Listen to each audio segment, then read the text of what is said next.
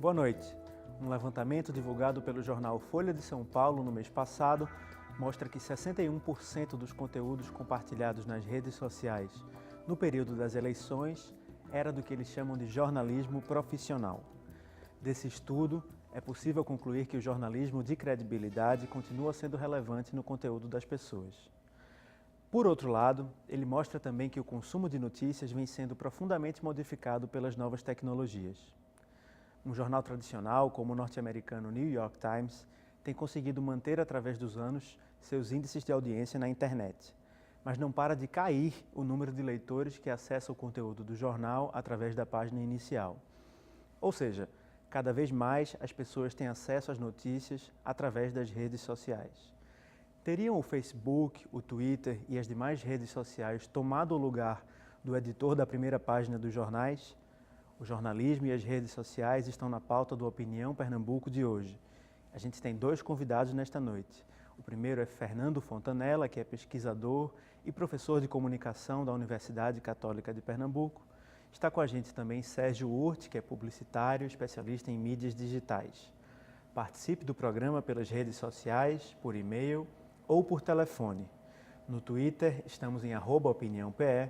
No Facebook, nossa página é facebook.com/opiniãopernambuco.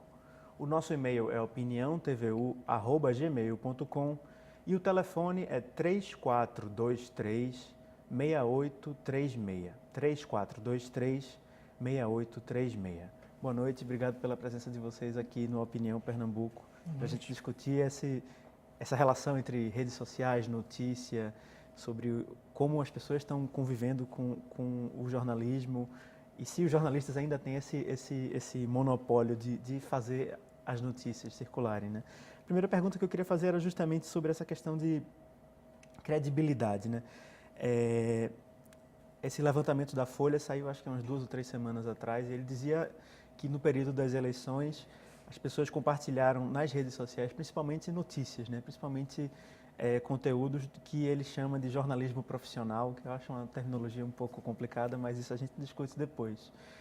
Vocês acham que esse levantamento e essa constatação reforçam a importância desse jornalismo profissional, desse jornalismo tradicional, desse jornalismo como a gente costumou ver nas últimas décadas? Ou isso pode enganar ou mascarar algum fenômeno de diferente no sentido da necessidade das pessoas por notícias nas redes sociais? Vou começar com o professor Fontanella. Boa noite. Eu acho que, claro, eles usam bastante os dados obtidos durante o período da eleição, porque é um dos períodos que justamente é mais crítico, mais crítica a importância do que seria o jornalismo, o papel do jornalismo como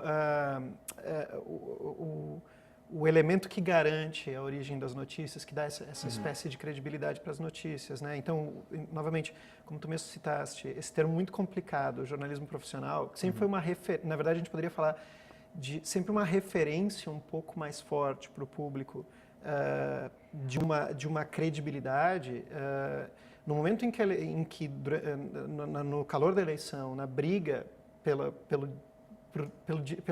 pela imagem de verdade que as pessoas estão tentando fazer na disputa política, o uso de informações que são publicadas em grandes portais, em grandes jornais, ele é valorizado, né?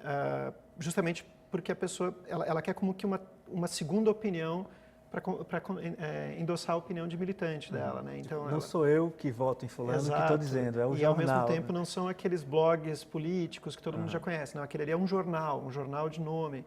O grande problema que está envolvido aí é justamente como tu mencionaste. Enquanto que o jornal ele tem uma linha editorial que ele vai construindo, e muitas vezes até tentando equilibrar, idealmente, né, a gente pode dizer, mas tentando equilibrar as informações, quando as pessoas estão compartilhando, elas estão pensando, elas estão construindo uma lógica delas, combinando na timeline, na sequência delas, as notícias que interessam. Então, na verdade, há uma construção de sentido nessa escolha que você faz dessas ordens, né? E, ao mesmo tempo, obviamente, os jornais, na expectativa de gerar mais views, mais audiência, né? mais cliques, presença, mais acessos, né? Exato. Eles vão...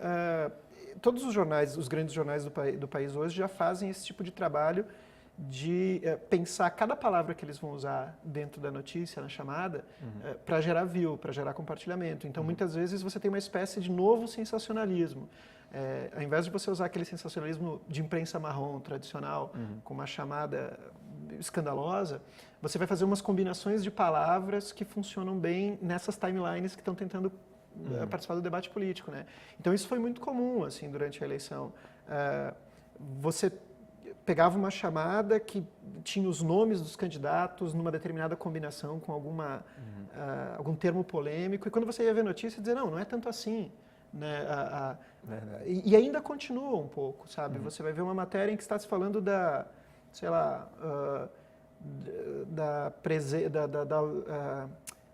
frequência com que Aécio frequentou o Congresso depois da eleição. A maneira como eles vão escolher as palavras vai dizer assim, Aécio está passeando, né?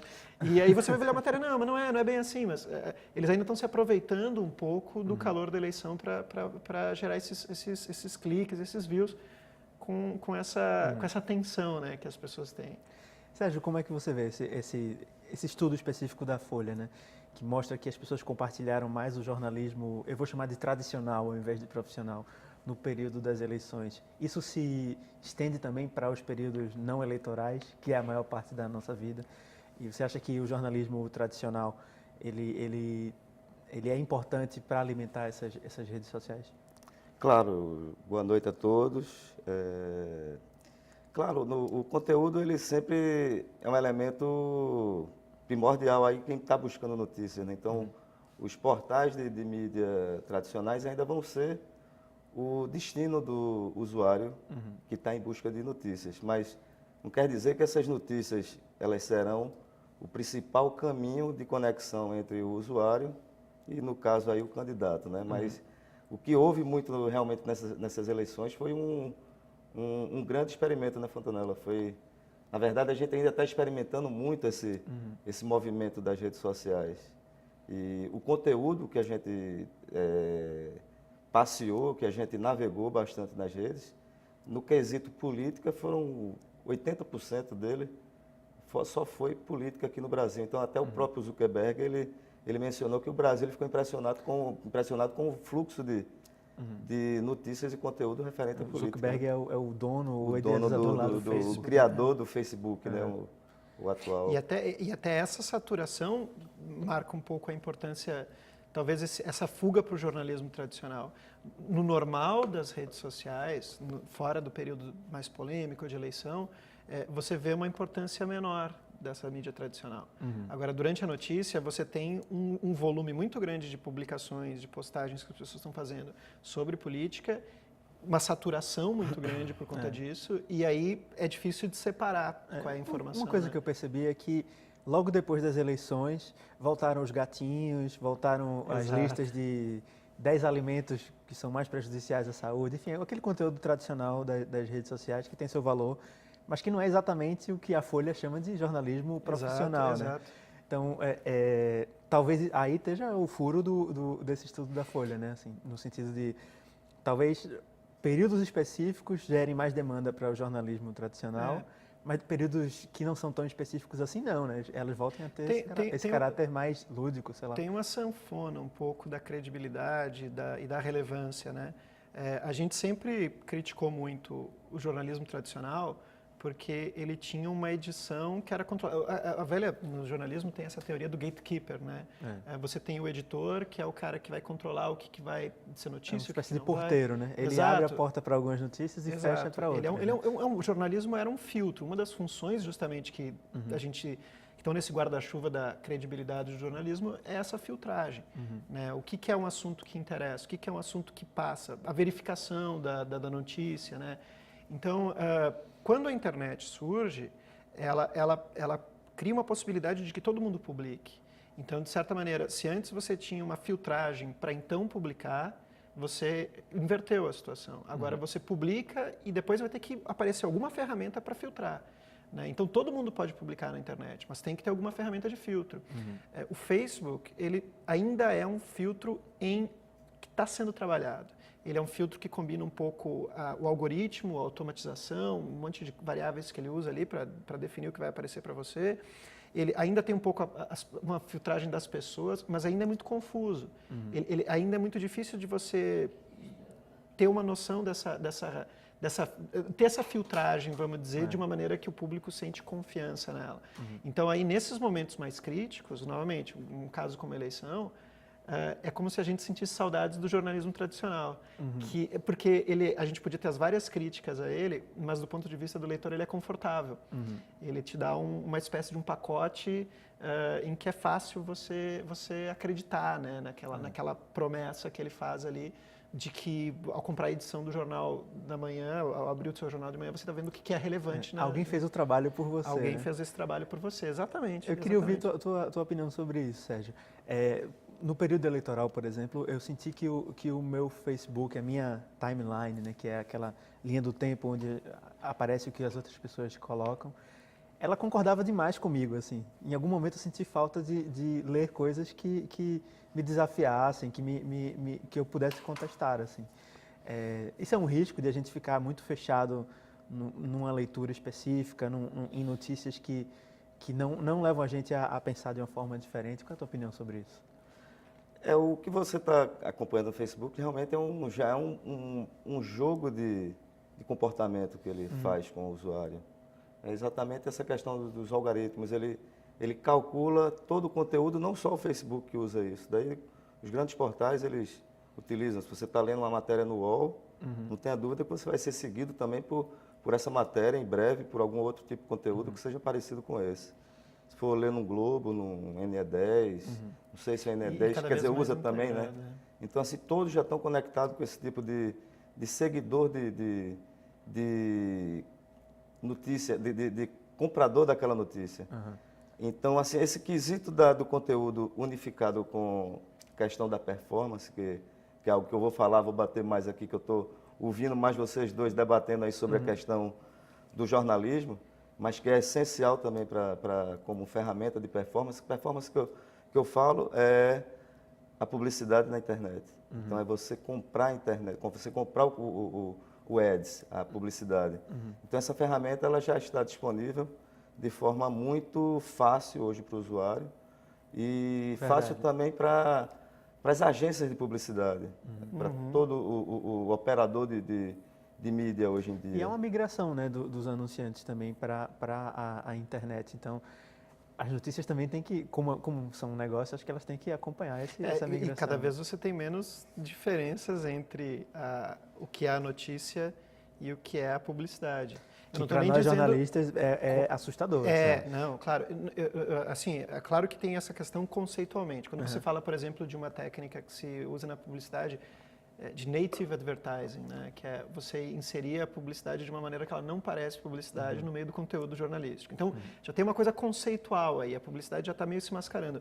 Mas tem cada vez uma diferença menor, até chama atenção, mais nesse ponto, no gerenciamento de como a informação vai chegar até você.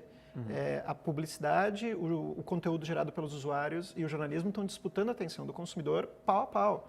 Não existe mais aquele cantinho da publicidade, aquele cantinho do leitor e o cantinho do jornalista. Então, é como se, de repente, eu ligasse o meu computador e eu posso fazer qualquer coisa. Então, todas as possíveis coisas que eu posso ver na internet, um vídeo de gatinho no YouTube, uma notícia importante no Facebook sobre a minha cidade, ou sobre o país, ou sobre o outro lado do mundo, todos eles estão disputando minha atenção. E a publicidade, ela é muito mais agressiva nessa disputa pela atenção. E aí tem duas consequências. Uma, ela vai lutar pela atenção direta do público. Duas, ela vai botar o dinheiro dela em conteúdos jornalísticos, por exemplo, a propaganda que vai vir junto com o jornalismo, vai investir no jornalismo que tem mais atenção. Então, pressiona o próprio curador ali do portal, do jornal de notícias, tudo, a buscar obsessivamente a audiência, custe o que custar. E é por isso que você tem esses fenômenos, como você mencionaste, das listas. Tem um site chamado BuzzFeed, que ele está aparecendo cada vez mais na timeline da gente do Facebook. Porque ele tenta combinar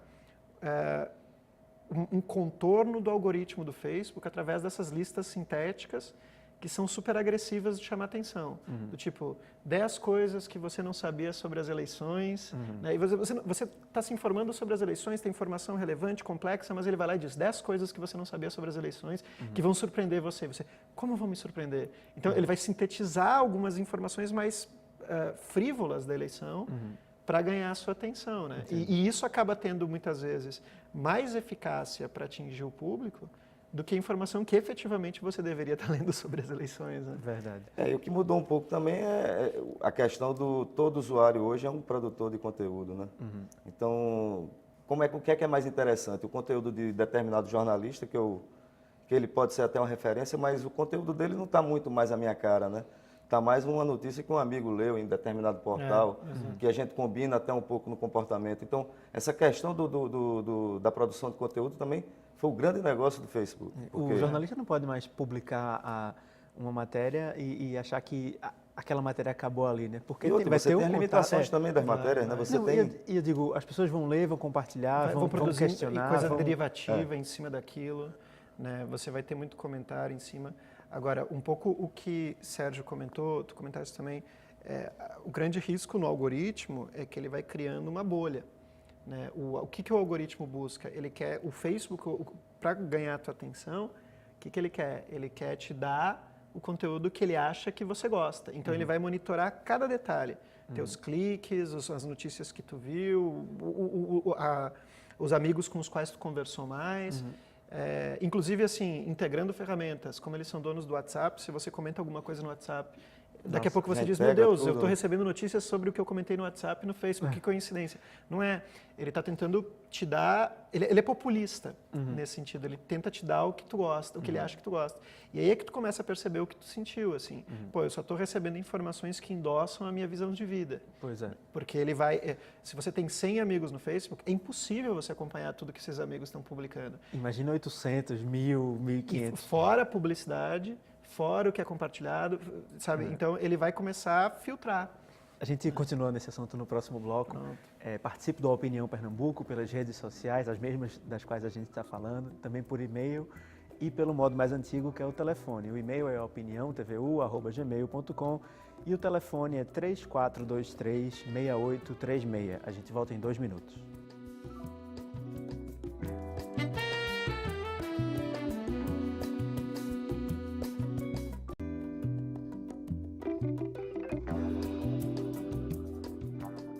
De volta com a Opinião Pernambuco, o nosso tema de hoje é o jornalismo e as redes sociais. Nossos convidados nessa noite são Fernando Fontanella, que é pesquisador e professor de comunicação da Universidade Católica de Pernambuco. E está com a gente também Sérgio Urte, que é publicitário e especialista em mídias digitais. Participe do Opinião Pernambuco pelas redes sociais, por e-mail ou por telefone. No Twitter é @opiniãope, no Facebook, facebook.com/opiniãopernambuco. Nosso e-mail é opiniãotvu@gmail.com e o nosso telefone é 3423-6836. No bloco anterior a gente falou um pouco sobre esse excesso de informação, né, que está lá nas redes sociais. E de como o jornalismo, eu acho que ele está participando desse jogo, né? Assim, ele está tentando se infiltrar nesse excesso de informação, que às vezes é publicidade, que às vezes é entretenimento e que às vezes é jornalismo também, né? Qual é o desafio para o público que quer notícia, que quer credibilidade nesse sentido? Assim, como é que o público deve, como é que eu posso dizer, provocar as redes sociais e utilizá-las nesse sentido para conseguir informação de qualidade, para conseguir informação com alguma credibilidade? Ainda tomando como exemplo o período eleitoral, isso foi um período complicado nesse sentido, né? Assim, tinha muita informação, tinha muito boato, tinha muita matéria que não era jornalística, enfim, e isso afetou o período eleitoral também, né? Como vocês veem esse problema? Eu, particularmente, é uma das coisas que mais me preocupa. Para mim, essa é um dos grandes problemas atuais da internet. Que ela ainda não resolveu na minha cabeça de uma maneira satisfatória. Como é que ela vai lidar com esse excesso de uma maneira viável, que ao mesmo tempo permita a gente lidar com o contraditório. Tem uma questão muito importante, por exemplo, para a notícia local, né? A notícia local é uma das mais prejudicadas quando você vai para a internet. Ela privilegia grandes temas polêmicos nacionais, por exemplo. Né? Que tendem a ter mais cliques, mais visualizações. Claro. Então, me parece assim que um dos caminhos que se desenha, primeiro é conhecer as ferramentas, e isso já é dramático. A maioria das pessoas absolutamente desconhece o sistema de gerenciamento de atenção que é o Facebook. Na verdade, o Facebook é exatamente isso. Ele é um sistema de gerenciamento de atenção. Ele organiza o que antes na internet era desorganizado para vender para publicidade, para vender para quem tem dinheiro, vamos dizer, para pagar por essa atenção. Você pode ter estratégias para contornar isso sem o dinheiro, mas é muito complicado. Cada vez vai ser mais complicado, porque no momento em que todo mundo estiver contornando a ferramenta, eles vão ajustar ela para privilegiar quem está pagando, né? Então, você tem que conhecer, você tem que saber que essas ferramentas estão fazendo isso com você. Porque daí você também vai ter um senso um pouco crítico, não só sobre a informação, mas sobre a maneira como ela está chegando, sobre a edição dela. Segundo, eu acho que, principalmente nas eleições, isso fica bastante forte, né? O papel do cara que vai fazer uma espécie de leitura crítica com você. Isso aparece muito na figura do blogueiro, do jornalista que vai lá e vai ler as notícias e vai articular várias notícias e vai fazer essa verificação um pouco, né? Embora um dos fenômenos da internet, da eleição, tenha sido o aparecimento também de vários portais bastante ligados a um ou outro lado do espectro político ali, tentando meio que puxar, simular notícias que favoreciam um ou outro lado. Mas também a gente viu muito assim, à medida em que você tem alguém que tem uma certa coerência com o posicionamento político que você como eleitor tem, e vai desenvolver essa credibilidade desse colunista, desse blogueiro, tudo, ele também vai ser uma referência para você. Quando você vê uma notícia e diz, será que isso é verdade? Você vai lá atrás dele, né? Isso aconteceu muito. O formador de opinião, ele volta um pouco também à baila aí, né? Um formador de opinião que ele faz o contraponto ao algoritmo, né? Quem está dizendo isso, né? E é o cara que ele vai te pegar pela mão e vai dizer, ó, quando você vê essa notícia, será que ela é verdade? Você viu... Se você pegar, tem vários episódios da eleição em que você via sujeitos, pessoas com nome, fazendo essa leitura crítica. Olha, o blog tal disse isso, mas será que é verdade? E fazendo essa espécie de verificação da notícia. Né? Mas assim, uma coisa, eu concordo com você que a questão do papel da imprensa, ela às vezes fica secundária quando se trata da questão local, né? Teve muito diferencial nisso realmente na campanha, mas eu enxergo também de outro modo que vem para substituir uma deficiência do local, que a gente não tem, assim, vou citar algo muito polêmico aqui na cidade, que foi o caso do Ocupa Estelita. Sem essa ferramenta, a gente não teria tido uma ascensão da informação, da propagação da informação, até onde ela chegou, que foi a partir de onde ela chegou, que foi a TV Al Jazeera, ao Twitter pela Al Jazeera. Então, quando viram que o Ocupa Estelita estava na Al Jazeera, pensaram até que era uma montagem, Fontanella. A coisa assim ficou tão assim, a internet nos leva a caminhos tão longe que, pô, será que isso é verdade? Até eu, quando vi, eu fiquei meio sem entender, mas se não fosse essa ferramenta, a gente estaria ainda escondido, apanhando. Nesse sentido, o que eu acho mais curioso é como não o jornalismo provocou as redes sociais, mas as redes sociais colocaram os jornais, e quando eu falo jornais, eu falo de veículos de mídia, falando de televisão e rádio e portais também, né? Mas a mídia tradicional, blogueiros também, numa situação em que eles não podiam mais deixar de dar a notícia, né? Assim, foi uma notícia que, pela pressão das redes sociais, cavou esse espaço na mídia eles também ficam ligados. Hoje em dia eles estão mais conectados. A própria imprensa tradicional ela está conectada nas redes sociais atrás de notícias. Começa a ser pautada. Mas isso que o Sérgio falou é importantíssimo, porque você perguntou um pouco do ponto de vista do leitor de jornal. Mas do ponto de vista de quem está participando da notícia, isso é fundamental. É uma ferramenta... Desde o princípio, Direitos Urbanos e o movimento Ocupa Estelita trabalhou conscientemente com as mídias sociais como uma maneira de construir essa atenção e usando as próprias pessoas. Esse é um processo dificílimo. É um processo assim que se você não faz... Agora, veja bem, e aí é que está uma chave interessante. Você consegue isso porque você tem as pessoas se mobilizando. O próprio participante das redes sociais, o usuário, ele está ali ativamente trabalhando, né, naquela coisa que ele acredita. Né? E tem um nomezinho nisso aí que chama-se o hacker ativismo, é o que a gente pratica, não é uma chamada pejorativa que a gente coloca, até porque o nome hacker, você fala em hacker, parece esse cara crime, está invadindo, criminoso, não. é realmente utilizado de forma hoje muito pejorativa, ou benéfica se aproveitar ao das usuário. tecnologias e entender como é que elas funcionam, desmontar elas um pouquinho. Agora, e isso para mim sempre me chama atenção, eu tenho 2 receios ali, né?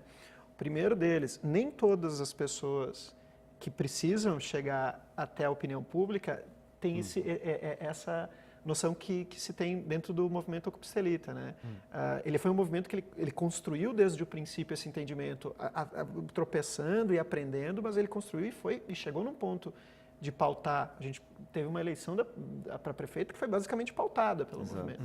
Assim, e segundo, e aí também é outra coisa, na medida em que também as forças que tradicionalmente dominaram a mídia, os anunciantes, o capital, eles começam a entender e reagir. Tinha que participar também daquele movimento. Começaram, mas eles começam também assim, por exemplo, a se usar, por exemplo, das ferramentas de patrocínio, de promoção de post do Facebook, para botar o contraponto ali. O contraponto deles não é construído coletivamente, é construído pelo Utilizar capital. ferramentas de contra-ataque. De longe não tem a mesma força. Certo. Mas, por enquanto, né, eu sempre fico meio no receio que, à medida em que essas estratégias, como tem o Ocupistelita, vão se consolidando, o que é bom, o que também você vai ter uma contra-reação numa tentativa de equilibrar as forças para o... Mas isso para mim é muito triste, de alguma forma, porque eu tinha, por exemplo, em algum momento eu tive aquela utopia de que a internet abria espaço de igualdade para o embate de ideias e tal.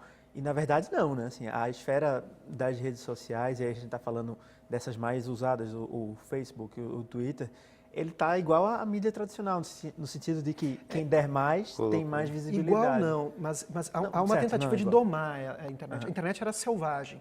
Você pensa, e quando a gente está falando da internet, a gente está falando, na verdade, da web. A web foi uma ferramenta pensada por cientistas para publicar papers acadêmicos. Então, a ideia era assim, todos nós publicaremos para que todos possam ler. Era uma ideia muito utópica, realmente de espalhamento da informação de maneira super democrática.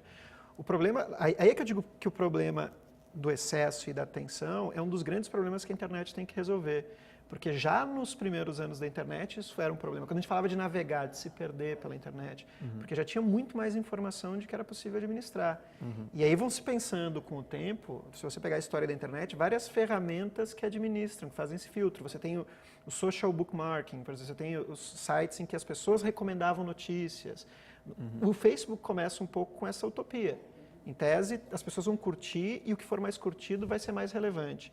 Só que quando ele percebe que ele não consegue controlar qual é a informação que vai ter privilégio, e os anunciantes que estão botando ali dizem, não, eu estou sendo prejudicado. Teve um episódio do Facebook, que a Ford, se eu não me engano, que estava anunciando no Facebook, ela retira os anúncios dela, porque ela diz, eu não estou tendo resultado. Porque o vídeo do gatinho, eu não me lembro qual das contadoras que foi, assim, o vídeo do gatinho tem muito mais atenção do que eu que estou pagando. Aí o Facebook sentiu no bolso e diz, não, calma aí, então a gente tem que fazer uma maneira da GM ou da Ford ou da Coca-Cola terem a mesma visibilidade dos vídeos que efetivamente são relevantes para as pessoas. E ele começa a gradativamente mudar o algoritmo.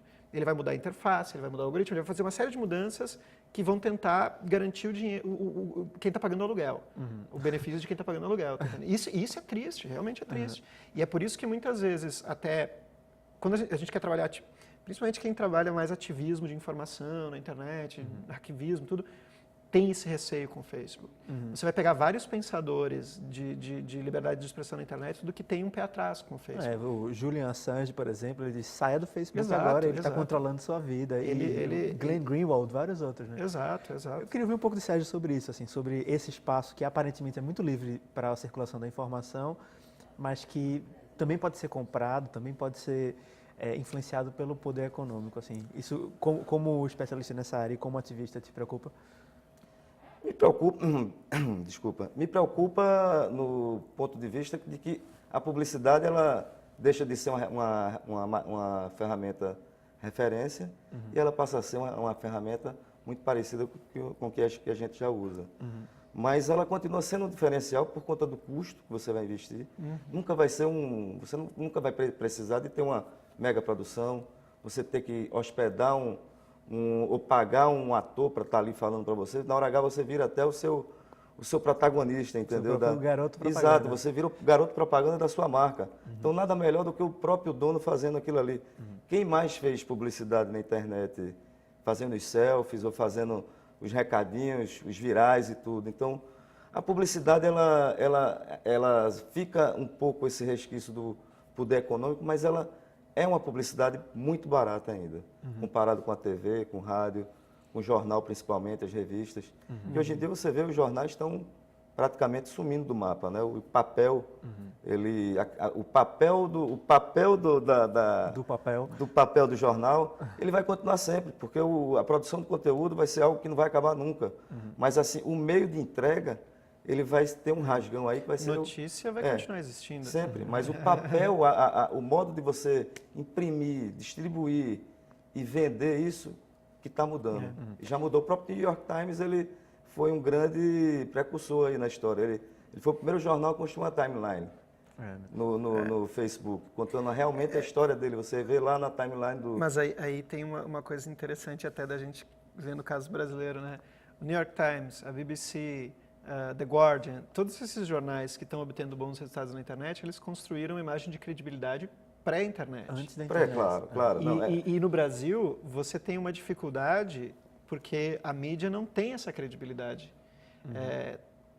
tão intocada quanto muitos jornais nos Estados Unidos ou na Europa, né? Então, quando a internet aparece, tanto os jornais não tinham esse capital de credibilidade para construir essa nova posição, como, ao mesmo tempo, muitos títulos da mídia nacional mergulharam declaradamente numa busca desenfreada pelo clique. O caso da Veja, eu acho, assim, o Jornal do Brasil, o JB, já não tem mais papel. Mas você jornal vê, online. a Veja sempre foi uma revista polêmica, para a gente ser gentil aí, né? Sempre houve essa crítica do posicionamento da Veja, tudo. Mas à medida em que a Veja vê que na internet o que é mais polêmico causa mais clique, ela vai chutar o balde. Ela vai botar uns cachorros loucos lá para ficar comentando, ela vai botar, assim, colunistas que efetivamente cai a qualidade. Mesmo que você acredite naquela posição política que a revista tem, eles vão, mas o cara da polêmica, porque mesmo o cara que é absolutamente contrário a um Reinaldo Azevedo ou a sei lá, Constantino, ele está clicando porque ele tem raiva daquela coluna lá. Então, isso na eleição foi a maior ironia, né? Eu dizia assim, olha, a Veja, ela está se sustentando nas pessoas que odeiam a Veja. Verdade. Porque quanto mais absurdo, quanto mais louco é o que está sendo postado ali, mais as pessoas clicam lá para justamente criticar.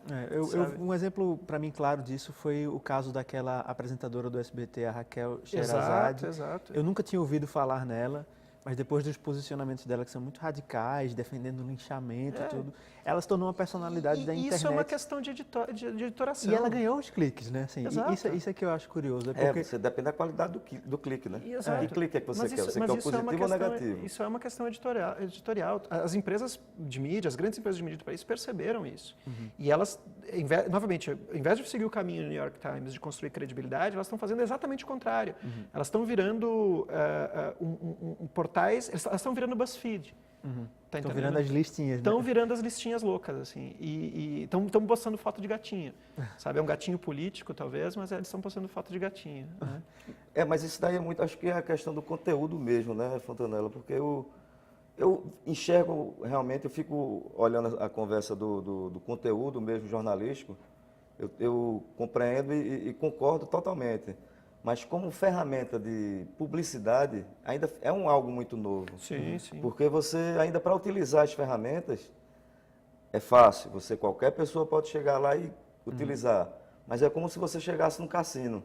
Tem várias máquinas, várias entradinhas para moedas, vários botõezinhos. E aí você pode apostar, perder todas as moedas, ou você pode apostar numa máquina que ela vai te devolver de alguma monte de moeda. Essa facilidade pode se voltar contra a sua proposta, né? Eu vou fazer mais um intervalo, a gente volta ao tema no próximo bloco, no último bloco, e aí eu chamo o público a participar do Opinião Pernambuco pelas redes sociais, por e-mail ou por telefone. O e-mail é opiniãotvu@gmail.com, o telefone 34236836. A gente volta em 2 minutos.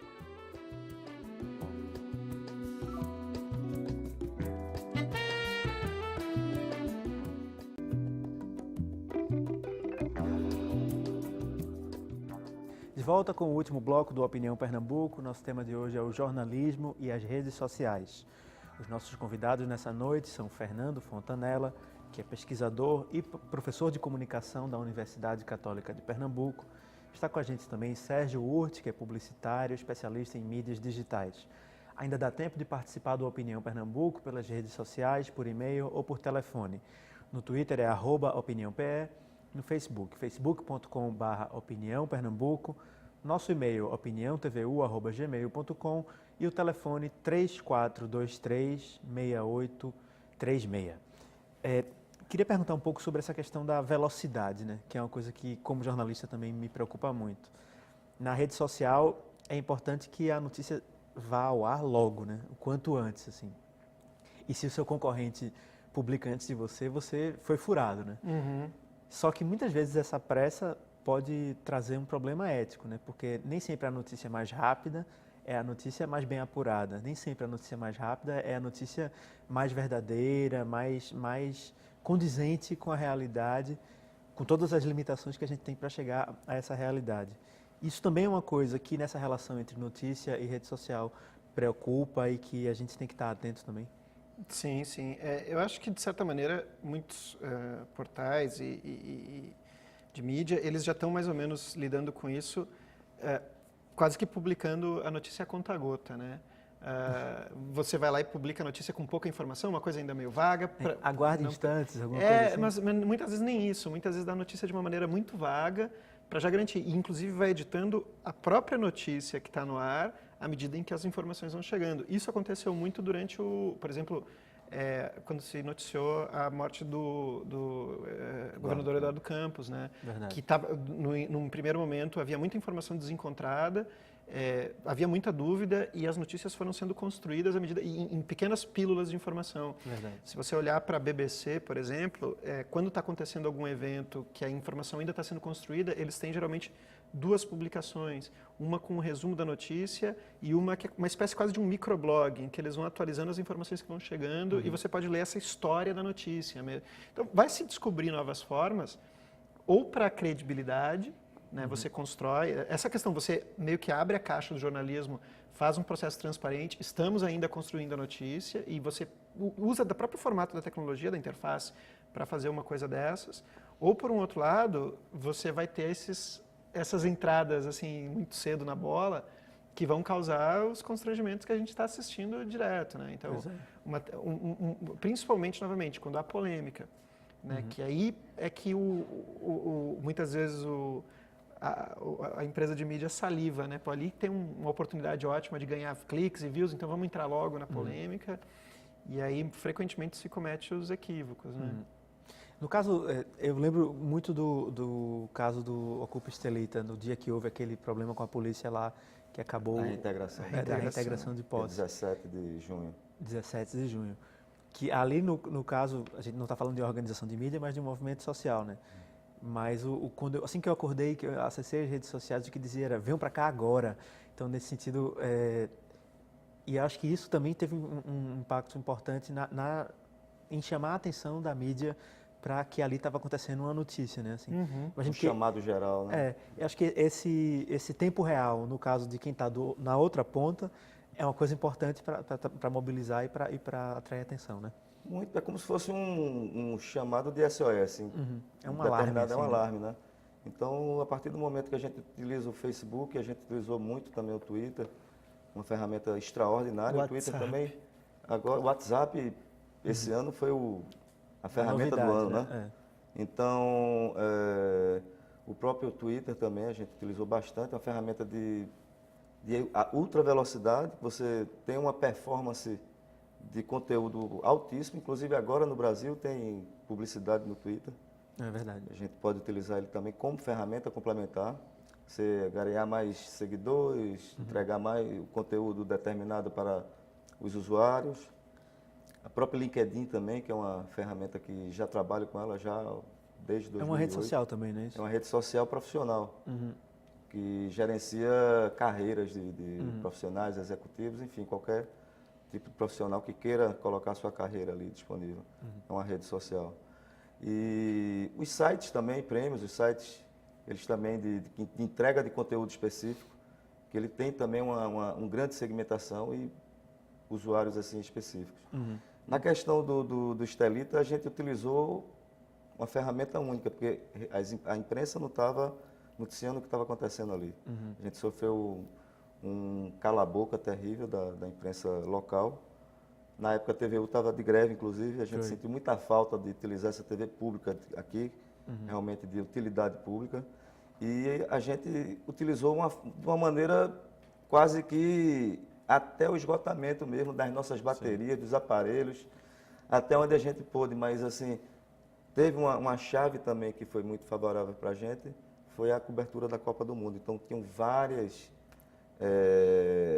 canais de televisão. A gente foi sede, tinha muitas emissoras, inclusive de fora do país aqui, né? Totalmente. Então, tinha o Le Monde, BBC, as agências de informação. Então, a gente teve uma busca. Então, eles, era tudo que eles queriam. Essas empresas todas, essas companhias de mídias, dentro do local que está para cobrir Copa do Mundo, jogo de futebol em determinado local e tem uma bomba estourando você aqui gera dentro notícia, né? Então, assim, a notícia foi quase que automática para o mundo todo. Na formação do jornalista, aí eu pergunto ao professor, né? Essa nova realidade, esse novo ambiente em que se consome e se produz notícias, ele já faz parte do dia a dia dos alunos e é importante também discutir isso. Na minha formação, particularmente, que é um pouco mais antiga, não fez assim. A gente eu não tô pensou muito em acompanhando... notícia, em texto, mas não nessa nova dinâmica. Eu não estou acompanhando tão de perto a revisão curricular de jornalismo e meus colegas vão me censurar se eu ficar... Isso essa é uma opinião, aquela coisa de acadêmico que você tem que colocar, né? Mas eu acho que tem um problema, eu acho que isso acontece para todas as formações de comunicação frente às novas tecnologias. Se corre atrás. Né? A gente também tem que tomar muito cuidado para que essas revisões curriculares e atualizações elas não se deixem levar pelo momento.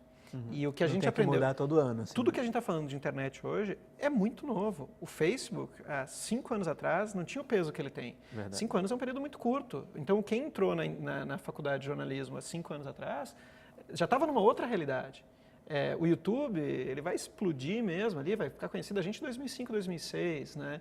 Não é nem 10 anos. Então, sempre a formação... para as ferramentas, ela tem esse risco. Ela não pode ser pautada para as ferramentas. Ela tem que ser pautada justamente para se o jornalista ele é preparado para essa visão crítica da própria profissão dele e para o entendimento do que está implicado em cada mudança, ele vai ser adaptável.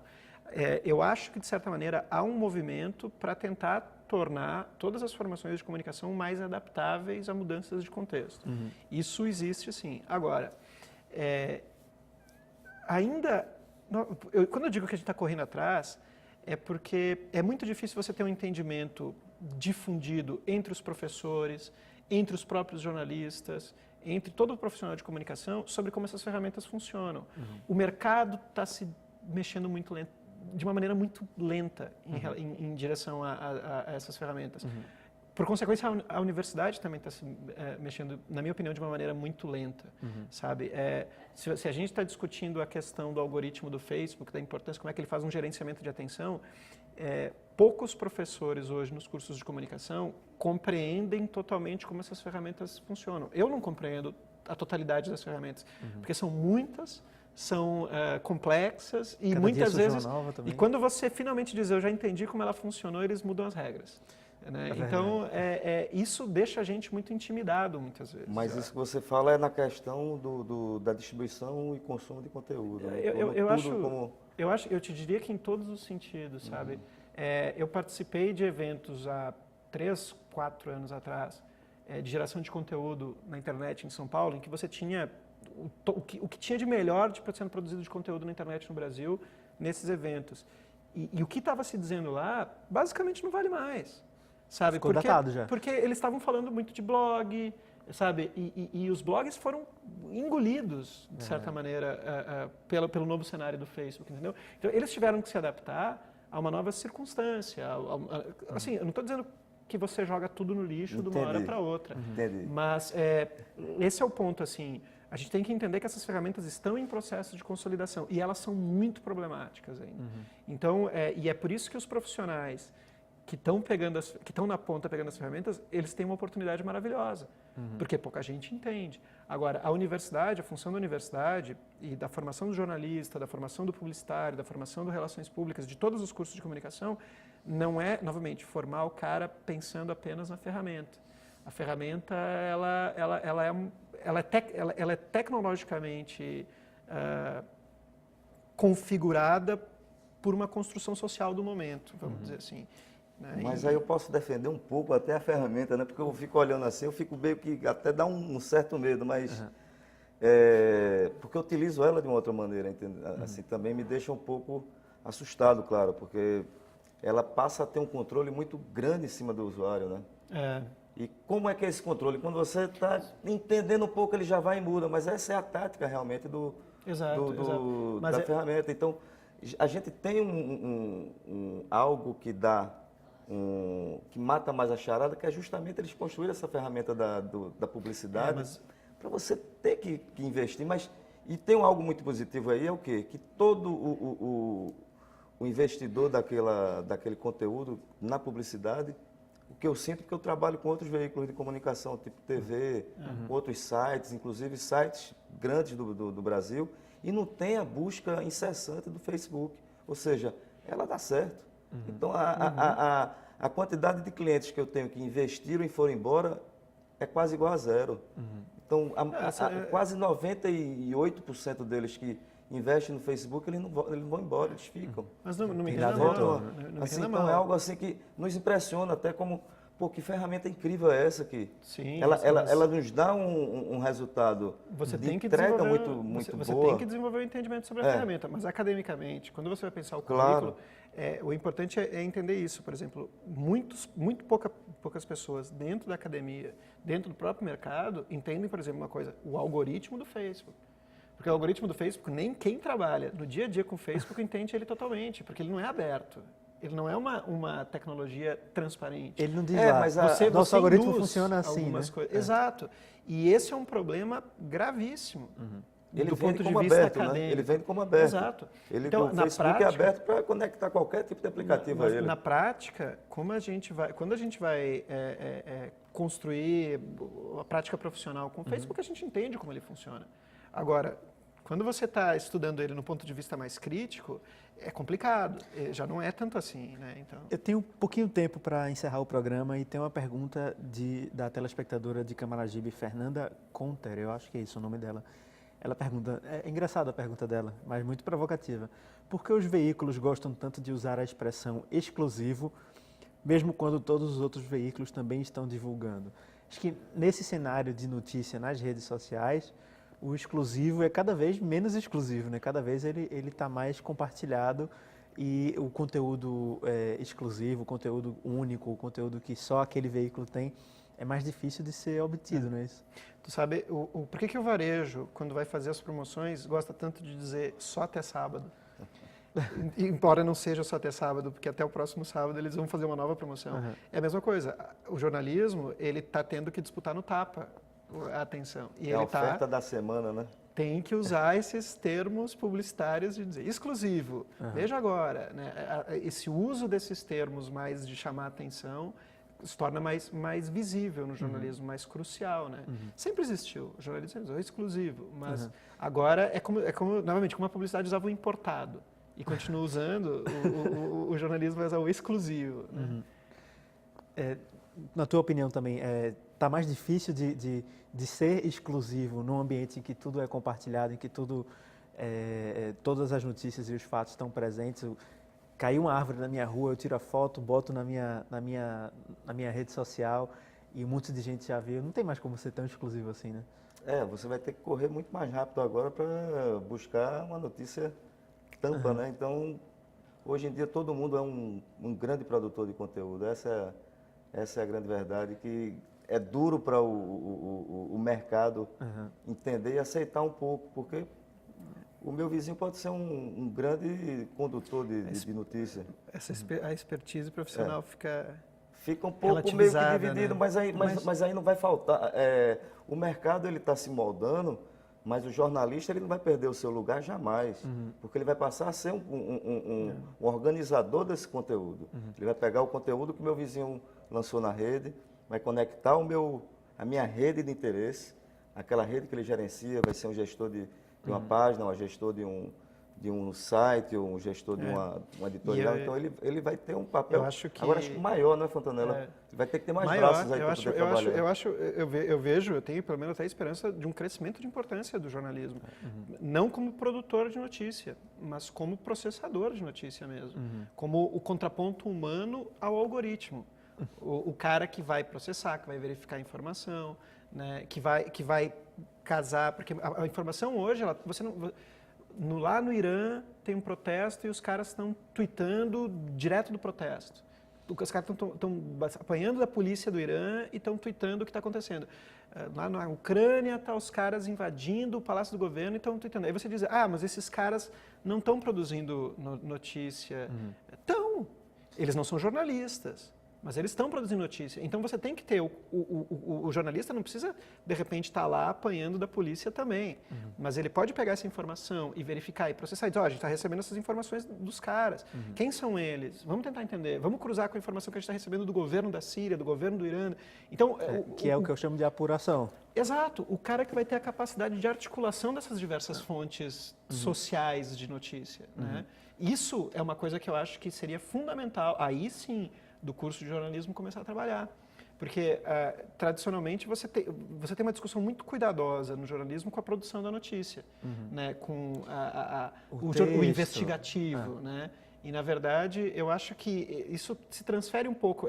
No fundo, é um discurso que é contínuo, né? É uma continuação, mas se desloca um pouco para essa noção do cara que articula as diferentes fontes e que vai fazer essa... Nosso tempo acabou. Agradeço a presença de vocês aqui no Opinião Pernambuco. Agradeço muito a participação também. Termina aqui o nosso programa. Muito obrigado por assistir e até a próxima edição do Opinião Pernambuco.